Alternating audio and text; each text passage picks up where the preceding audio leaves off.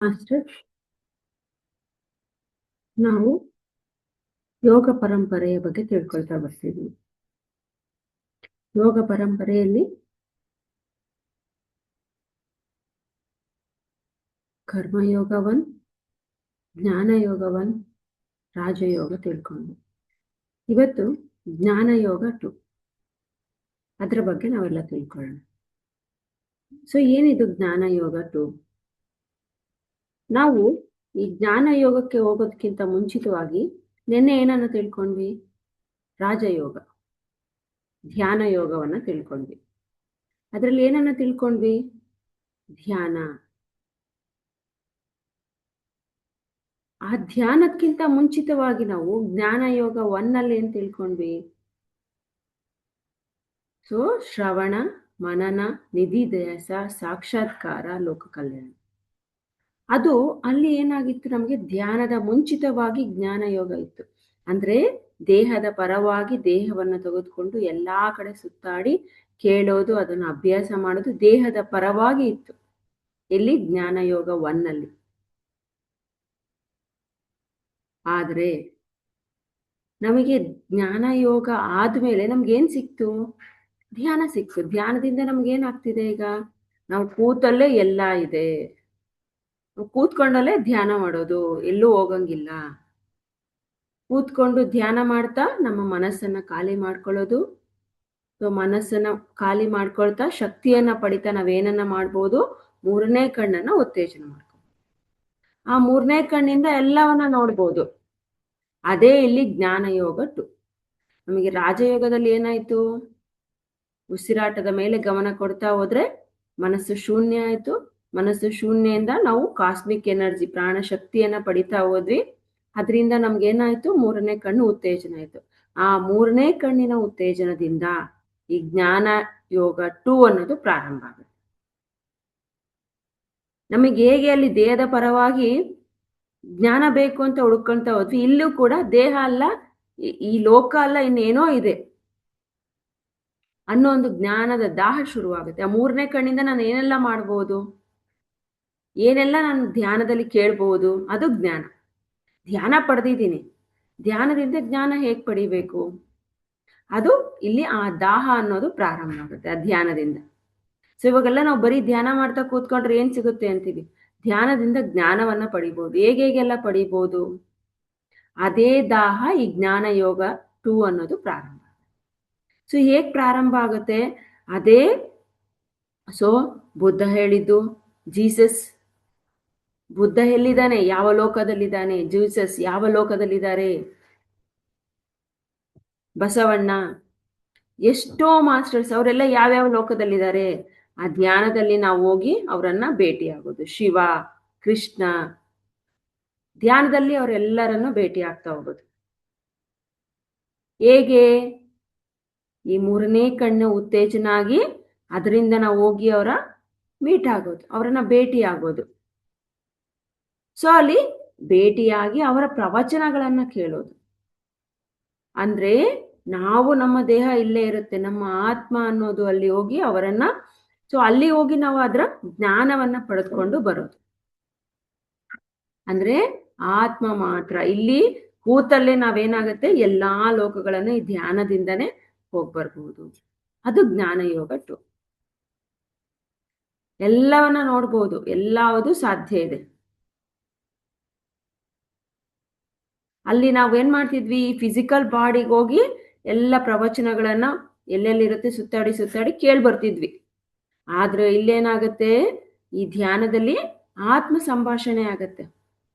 ಯಾರ ಜೊತೆ ಮಾತಾಡೋದು, ಏನು ಅವರು ಹೇಳಿರ್ತಕ್ಕಂಥದ್ದು ಕೇಳೋದು ಈ ಆತ್ಮಕ್ಕೆ ಕೇಳಿಸ್ತಾ ಹೋಗುತ್ತೆ.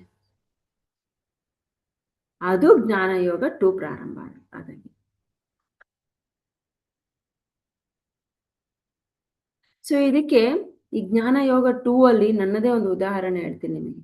ನಾನು ಪ್ರಾರಂಭದಲ್ಲಿ ಧ್ಯಾನಕ್ಕೆ ಬಂದಾಗ ಧ್ಯಾನ ಮಾಡ್ತಾ ಇದ್ದೆ.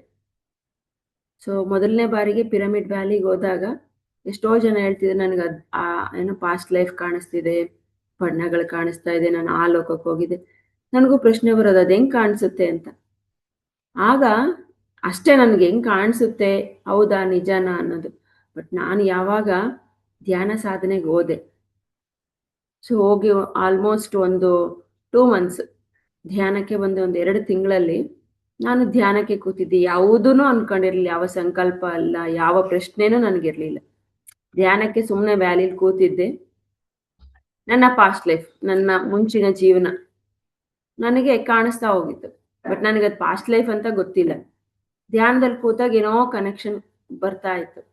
ಸೊ ಒಂದು ಭಿಕ್ಷುಕ ಭಿಕ್ಷೆ ಬೇಡ್ತಾ ಇರೋದು, ಏರಿಯಾದಲ್ಲೆಲ್ಲ ತಿರುಗ್ತಾ ಇರೋದು, ಬುದ್ಧ ಕಾಣಿಸ್ತಾ ಇರೋದು, ಸೊ ಅವರ ಜೊತೆ ಓಡಾಡ್ದ ಹಾಗೆ, ಆ ಸನ್ಯಾಸಿಗಳ ವೇಷ ಹಾಕ್ಕೊಂಡಿರೋದು, ಕೈಯಲ್ಲಿ ಒಂದು ಬೌಲನ್ನು ಹಿಡ್ಕೊಂಡಿರೋದು, ಈ ಥರದ್ದೆಲ್ಲ ಕಾಣಿಸ್ತಾ ಇತ್ತು ನನಗೆ. ಓಕೆ ಏನೋ ಗೊತ್ತಿಲ್ಲ, ನಾನು ಅವತ್ತು ಏನೂ ಅನಲೈಸ್ ಮಾಡಿಲ್ಲ, ಕಾಣಿಸ್ತಾ ಇತ್ತು. ಧ್ಯಾನದಿಂದ ಹೊರ್ಗಡೆ ಬಂದ ಮೇಲೆ ನನಗೆ ಅನ್ನಿಸ್ತು, ಯಾಕಿದು ನನಗೆ ಕಾಣಿಸ್ತು ಅಂತ ನಾನು ಹೇಳಿದೆ ಧ್ಯಾನದಲ್ಲಿ. ಆಗ ನನಗೆ ರಿಯಲೈಸ್ ಆಯಿತು, ಸೊ ಬುದ್ಧನ ಕಾಲದಲ್ಲಿ ಒಬ್ಬ ಭಿಕ್ಷುಕ ಆಗಿದ್ದೇನೆ. ಅದು ಹೇಗೆ ನಮಗೆ ಗೊತ್ತಾಗುತ್ತೆ? ಅದು ಬೇಕು ಅಂದರೆ ಬರುತ್ತೆ, ಇಲ್ಲಿ ಯಾವುದೇ ರೀತಿಯದ್ದಿಲ್ಲ. ಸೊ ನೀವು ಡೀಪಾಗಿ ಧ್ಯಾನಕ್ಕೆ ಬರಲೇಬೇಕಂತನೂ ಇಲ್ಲ, ಅದನ್ನು ತಿಳ್ಕೊಳ್ಳಿ. ಸೊ ಧ್ಯಾನದಲ್ಲಿ ಎಲ್ಲವನ್ನ ಸಾಧನೆ ಮಾಡಿ ಮುಗಿದಾಗ ಇವೇನೂ ಬರಲ್ಲ, ಅದನ್ನು ತಿಳ್ಕೊಳ್ಳಿ. ನನಗೆ ಧ್ಯಾನದಲ್ಲಿ ಏನು ಕಾಣಿಸ್ತಾ ಇಲ್ಲ, ಅದು ತಪ್ಪು. ನಿಮ್ಮ 3ನೇ ಕಣ್ಣಿಂದ ನಿಮಗೆ ಬ್ಲ್ಯಾಕ್ ಕಾಣಿಸ್ತಾ ಇದೆ ಅಲ್ವಾ, ಅದೇ 3ನೇ ಕಣ್ಣು ಓಪನ್ ಆಗಿದೆ. ಕಣ್ಣು ಮುಚ್ಚಿದ್ರೆ ಏನು ಕಾಣಿಸ್ತಾ ಇದೆ ನಿಮಗೆ? ಕತ್ತಲನ್ನ ಎಲ್ಲಿಂದ ನೋಡ್ತಾ ಇದ್ದೀರಾ ನೀವು? ಅದೇ 3ನೇ ಕಣ್ಣು. ನಮ್ಮ ಪಾಸ್ಟ್ ಲೈಫ್ ನೋಡ್ಕೋಬೇಕು, ನನ್ನ ಯಾವ್ಯಾವ ದೇವರುಗಳನ್ನ ಗುರುಗಳನ್ನ ನೋಡ್ತಾರೆ, ನನ್ಗೆ ಕಾಣಿಸ್ತಾ ಇಲ್ಲ, ಅದೇನೂ ಅಲ್ಲ ಇಲ್ಲಿ. ಸೊ ಹೀಗೆ ನನಗೂ ಕೂಡ ಒಂದು ಅನುಭವ ಆಯಿತು. ಆಗ ನನಗೆ ಗೊತ್ತಾಗ್ತಾ ಹೋಯ್ತು, ಜ್ಞಾನ ಅನ್ನೋದು ಹೀಗೆ ನಾವು ತಿಳಿತಾ ಹೋಗ್ತೀವಿ. ಆಗ ನನಗೆ ಬುದ್ಧನ ಕಾಲದಲ್ಲಿದ್ದೆ, ಹೋಗಿ ಹಾಗಾದ್ರೆ ಬುದ್ಧನ ಬಗ್ಗೆ ನಾನು ತಿಳ್ಕೋಬೇಕು. ಅವೆಲ್ಲ ಆಗ ಜ್ಞಾನ ಅನ್ನೋ ದಾಹ ನನಗೆ ಪ್ರಾರಂಭ ಆಯಿತು. ಸೊ ಹೀಗೆ ಈ ಜ್ಞಾನ ಯೋಗ 2 ಅನ್ನೋದಲ್ಲಿ ಈ ಜ್ಞಾನ ಅನ್ನೋದು ಈಗ ಈ ರೀತಿಯಲ್ಲಿ ಪ್ರಾರಂಭ ಆಗ್ತಾ ಹೋಗುತ್ತೆ. ಆಗ ನನಗೆ ಬುದ್ಧನ ಕೆಲವೊಂದು ಆಗಿನ 2500 ವರ್ಷಗಳ ಹಿಂದೆ ನಡೆದಿರ್ತಕ್ಕಂಥದ್ದು, ಆ ಧ್ಯಾನದಿಂದ ಜ್ಞಾನ ದೊರಕ್ತಾ ಹೋಯ್ತು. ಇದೇ ಜ್ಞಾನ ಯೋಗ 2. ಸೊ ಇದರಲ್ಲೂ ಕೂಡ ನಾವು ಹೇಗೆ ಜ್ಞಾನ ಯೋಗ 1ನಲ್ಲಿ ಇತ್ತು 5 ಹಂತಗಳು, ಅದೇ ರೀತಿ ಜ್ಞಾನ ಯೋಗ 2 ಅಲ್ಲೂ ಕೂಡ ಹಂತಗಳಿವೆ. ಅಲ್ಲಿ 4 ಇತ್ತು, ಇಲ್ಲಿ 5 ಹಂತಗಳು ಬರುತ್ತೆ. ಸೊ ಸೇಮ್ ಸ್ಟೇಜೇ ಶ್ರವಣ, ಮನನ, ನಿಧಿಧ್ಯಾಸ, ಸಾಕ್ಷಾತ್ಕಾರ, ಲೋಕ ಕಲ್ಯಾಣ. ಸೊ ನಾವೇನು ಮಾಡಬೇಕು, ಅಲ್ಲಿ ಹೇಗೆ ಹೋಗಿ ಹೋಗಿ ಹೋಗಿ ಪ್ರವಚನಗಳನ್ನು ಕೇಳ್ತಾ ಇದ್ವಿ,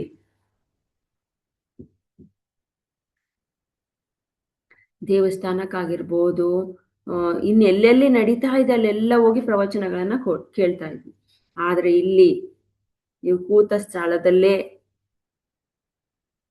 ಕಣ್ಮುಚ್ಚಿ ಉಸಿರಾಟ ಗಮನಿಸ್ತಾ ಹೋದ್ರೆ ನಮಗೆ ಎಷ್ಟೋ ಮಾಸ್ಟರ್ಗಳು ಸಂದೇಶಗಳನ್ನು ಕೊಡ್ತಾ ಹೋಗ್ತಾರೆ. ಆ ಸಂದೇಶಗಳನ್ನು ನಾವೇನು ಮಾಡಬೇಕು, ರಿಸೀವ್ ಮಾಡ್ತಾ ಹೋಗ್ಬೇಕು. ಆ ಕೇಳಿದ್ದನ್ನ ಏನು ಮಾಡಬೇಕು, 2ನೇದು ಮನನ ಮಾಡಬೇಕು. ಸೊ ಮುಂಚೆ ಭೌತಿಕವಾಗಿ ಹೋಗಿ ಶ್ರವಣ ಮಾಡ್ತಿದ್ವಿ, ಅಂದರೆ ಕೇಳಿಸ್ಕೊಂತಾ ಇದ್ವಿ. ಇಲ್ಲಿ ಕೂತ ಜಾಗದಲ್ಲೇ ಕಣ್ಮುಚ್ಚಿ ಉಸಿರಾಟ ಗಮನಿಸ್ತಾ ಹೋದ್ರೆ ನಮಗೆ ಕೇಳ್ತಾ ಹೋಗುತ್ತೆ, ಅದೇ ಶ್ರವಣ ಮಾಡ್ತಾ ಹೋಗೋದು. ಆ ಶ್ರವಣ ಮಾಡಿದ್ದು ಕೇಳಿರ್ತಕ್ಕಂಥ ಎಲ್ಲ ವಿಷಯಗಳನ್ನ, ಜ್ಞಾನವನ್ನ ನಾವೇನ್ ಮಾಡಬೇಕು, ಮನನ ಮಾಡ್ಕೋಬೇಕು.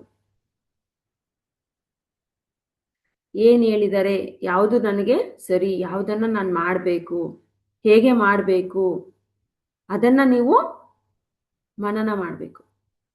ನಾನು ಯಾವ್ಯಾವ ಜ್ಞಾನವನ್ನು ಪಡೆದಿದ್ದೀನಿ ಅದನ್ನು ಹೇಗೆ ಮಾಡಬೇಕು ಅಂತ ಮನನ ಮಾಡ್ತಾ ಹೋಗ್ಬೇಕು.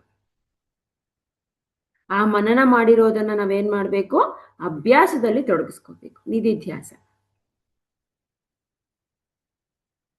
ಆ ಶ್ರವಣ ಮಾಡಿದ್ದನ್ನ ಮನನ ಮಾಡಿಕೊಂಡು ಅಭ್ಯಾಸದಲ್ಲಿ ತೊಡಗಿಸ್ಕೊಳ್ಳೋದೇ ಈ ನಿಧಿಧ್ಯಾಸ. ಆ ಅಭ್ಯಾಸ ಮಾಡ್ತಾ ಮಾಡ್ತಾ ಹೋದ್ರೆ ನಮಗೆ ಎಲ್ಲವೂ ಎದುರಾಗುತ್ತೆ, ಕಷ್ಟ, ನೋವು, ದುಃಖ ಎಲ್ಲ ಅವನ್ನೆಲ್ಲವನ್ನ ಅಭ್ಯಾಸದಲ್ಲಿ ತೊಡಗಿಸ್ಕೊಂಡಾಗ ನಾವು ಸಾಕ್ಷಾತ್ಕಾರವಾಗಿರ್ಬೇಕು. ಅದಕ್ಕೆ ಯಾವುದೇ ರೀತಿಯಾದಂಥದ್ದನ್ನ ನಾವು ಮಾಡಬಾರ್ದು. ಅದಕ್ಕೆ ಸಾಕ್ಷೀಭೂತವಾಗಿ ನಾವು ನೋಡ್ತಾ ಇರಬೇಕು. ಈಗ ಉದಾಹರಣೆ, ನಮ್ಮ ಆಹಾರ ಪದ್ಧತಿ. ನಮ್ಮ ಗುರುಗಳು ಹೇಳ್ತಾರೆ, ಉಪವಾಸ ಮಾಡಿ 11 ದಿನ, 21 ದಿನ, 41 ದಿನ ಮೌನ ಮಾಡಿ. ಈಗ ಉದಾಹರಣೆ ಉಪವಾಸ. ಉಪವಾಸ ಮಾಡ್ತಾ ಇರ್ತೀವಿ. ಸೊ ಅದು ಸ್ಟಾರ್ಟ್ ಮಾಡ್ತೀವಿ, ಅಭ್ಯಾಸದಲ್ಲಿ ತೊಡಗಿಸ್ಕೊಂತೀವಿ. ಆ ಅಭ್ಯಾಸದಲ್ಲಿ ತೊಡಗಿಸ್ಕೊಂಡಾಗ ಸಮ್‌ಟೈಮ್ಸ್ ಏನಾಗುತ್ತೆ, ಆ ಯಾವ ಸಮಯದಲ್ಲಿ ನಾವು ಉಪವಾಸದಲ್ಲಿರ್ತೀವಿ, ಆಗ ನಮ್ಮ ಆಲೋಚನೆಗಳು ಕಡಿಮೆ ಇರುತ್ತೆ. ಬಟ್ ಈ ಪ್ರಾಪಂಚಿಕದಲ್ಲಿ ನೋಡಿದಾಗ ಏನೋ ವಿಷಯಕ್ಕೋಸ್ಕರ ಕೋಪ ಬಂದ್ಬಿಡುತ್ತೆ. ಅಥವಾ ಯಾವುದೋ ಒಂದು ವಿಷಯದಿಂದ ನಮಗೆ ದುಃಖ ಆಗಿರುತ್ತೆ. ಬಟ್ ಅದನ್ನ ನಾವೇನ್ ಮಾಡಬೇಕು, ಆ ಸಮಯದಲ್ಲಿ ಅದು ನಂಗೆ ಇದ್ರೂ ಇಲ್ಲದೆ ಇರೋ ಹಾಗೆ, ಕಂಡ್ರೂ ಕಾಣದೇ ಇರೋ ಹಂಗೆ ಇರಬೇಕು. ಅದೇ ಸಾಕ್ಷಾತ್ಕಾರ. ಅಯ್ಯೋ ನನಗೆ ಯಾಕಾಯ್ತು, ನಾನು ಇಷ್ಟೆಲ್ಲ ಮಾಡ್ತಿದ್ದೀನಿ, ಧ್ಯಾನ ಮಾಡ್ತಿದ್ದೀನಿ, ಏನು ಸಾಧನೆ ಮಾಡ್ತಾ ಇದ್ದೀನಿ, ಉಪವಾಸ ಮಾಡ್ತಾ ಇದ್ದೀನಿ, ಆದ್ರೂ ನನಗೆ ಯಾಕಾಯ್ತು. ಅದು ಆಗಿರಲ್ಲ, ಆದ್ರೂ ನಾವೇನ್ ಮಾಡ್ಬಿಡ್ತೀವಿ, ನನಗಾಗಿದೆ ಅಂತ ಸ್ವೀಕರಿಸ್ತೀವಲ್ವಾ, ಅಲ್ಲಿ ಪ್ರಾರಂಭ ಆಗುತ್ತೆ ನಿಮಗೆ.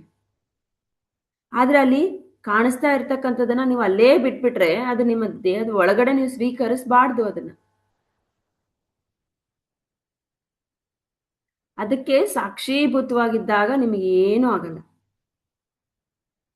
ಅಭ್ಯಾಸ ಅಂತ ಬಂದಾಗ ಎಲ್ಲವೂ ಕಷ್ಟಗಳು, ದುಃಖಗಳು, ತೊಂದರೆಗಳು ಆಗೇ ಆಗತ್ತೆ.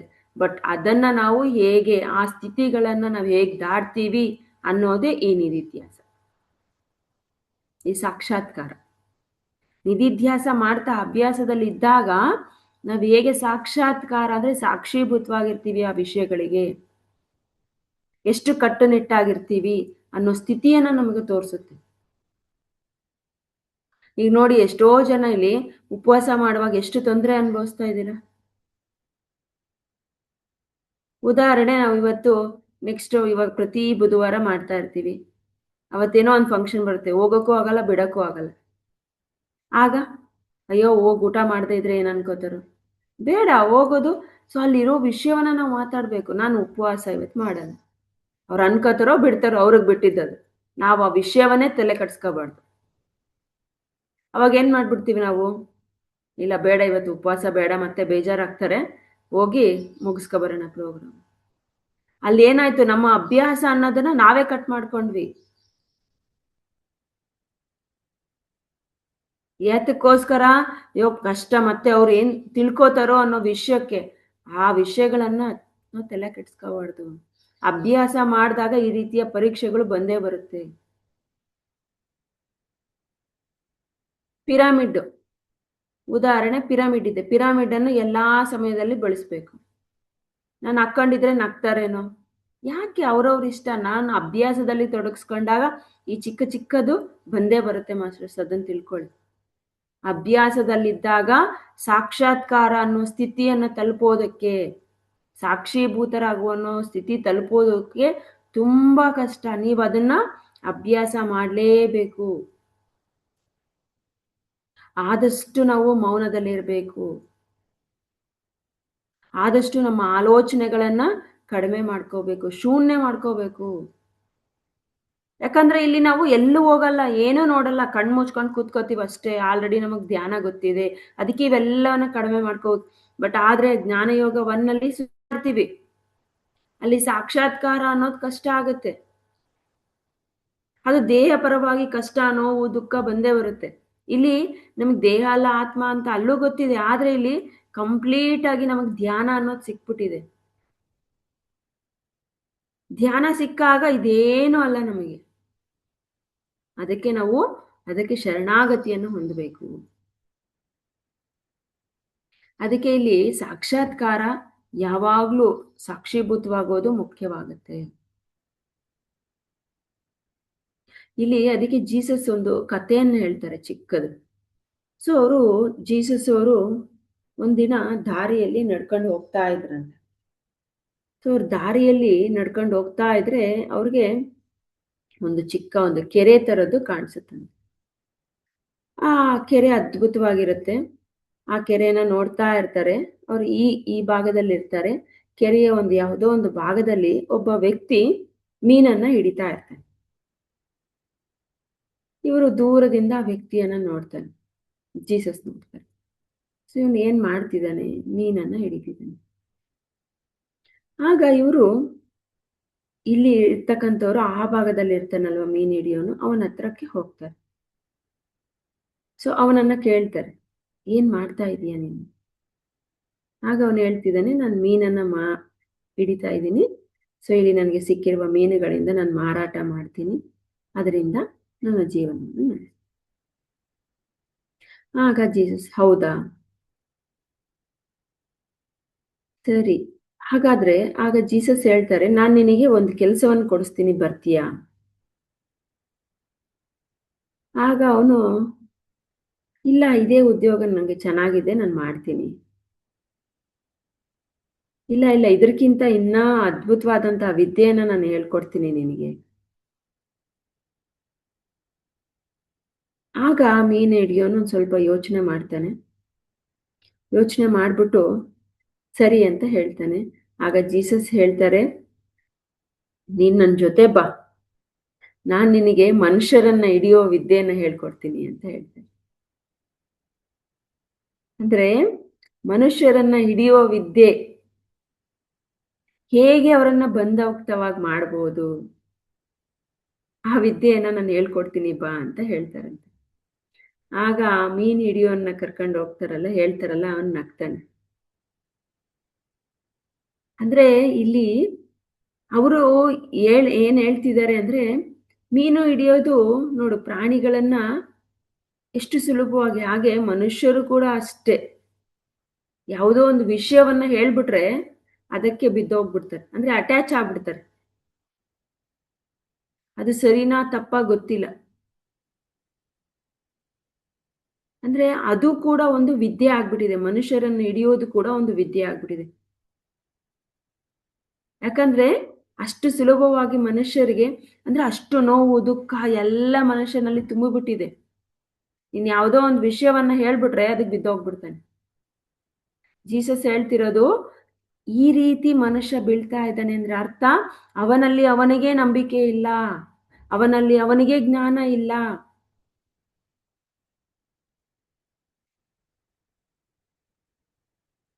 ಅದು ನಾವು ತಿಳ್ಕೊಬೇಕಾಗಿರೋದು ಈ ಕಥೆಯಿಂದ. ಅಂದ್ರೆ ಜಸ್ಟು ಜೀಸಸ್ ಹೇಳಿರೋದಿಲ್ಲಿ ನಮಗೆ, ಅದರಿಂದ ಆ ಕಥೆಯಿಂದ ಮನುಷ್ಯನ ಹಿಡಿಯುವ ವಿದ್ಯೆ ಹೇಳ್ಕೊಡುವೆ ಅಂತಂದ್ರೆಗಿನ, ಏನದು ಮನುಷ್ಯನ ಹಿಡಿಯುವ ವಿದ್ಯೆ ಅಂದ್ರೆ, ಅವರಲ್ಲಿರ್ತಕ್ಕಂಥ ಜ್ಞಾನವನ್ನು ಹೇಗೆ ನಾವು ಹಿಡಿಬೋದು, ಹೇಗೆ ನಾವು ಅದನ್ನ ಬೇಗ ಅವರ ಅಕ್ಯುಪೈ ಮಾಡ್ಕೋಬಹುದು ಅವರಲ್ಲಿ ಇರ್ತಕ್ಕಂಥದನ್ನ ಅಂತ ಹೇಳ್ತಿರೋದಿಲ್ಲ.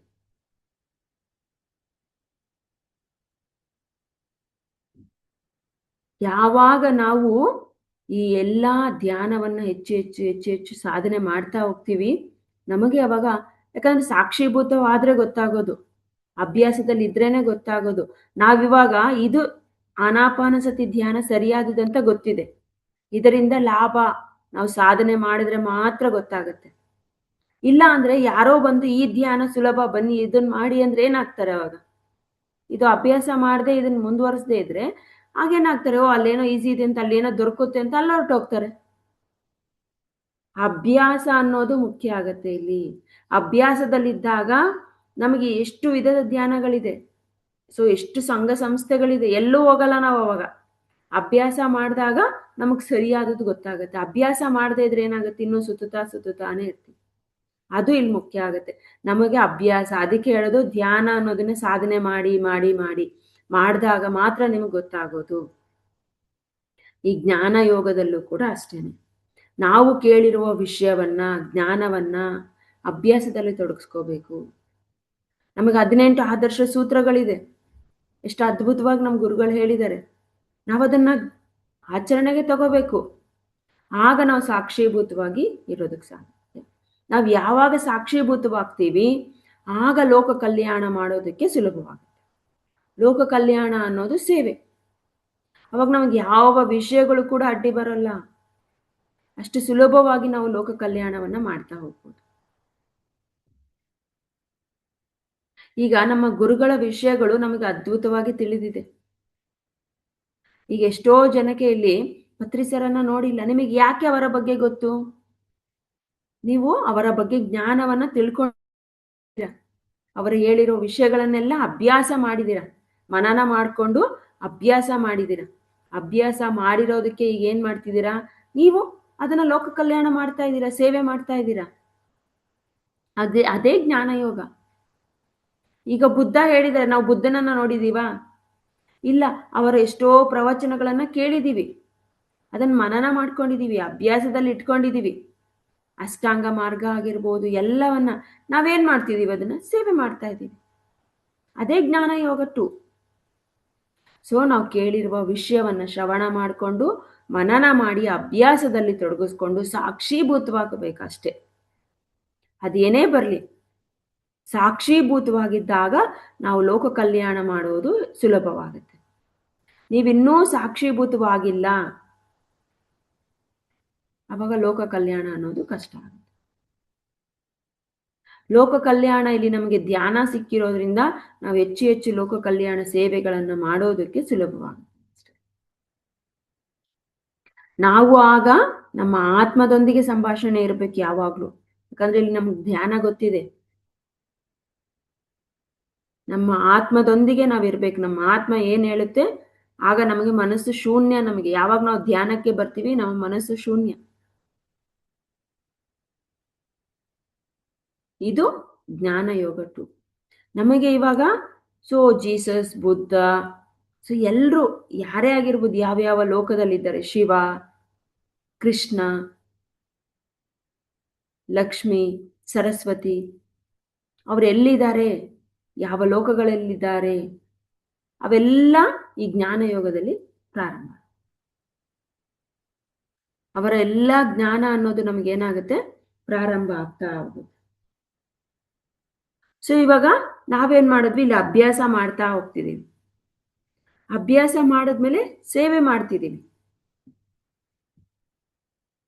ಸೊ ಇದೆಲ್ಲ ಮಾಡ್ತಾ ಕೊನೆಯದು ಜ್ಞಾನವನ್ನ ಪಡೆದಿದ್ದೀವಿ, ಧ್ಯಾನವನ್ನ ಮಾಡ್ತಿದ್ದೀವಿ.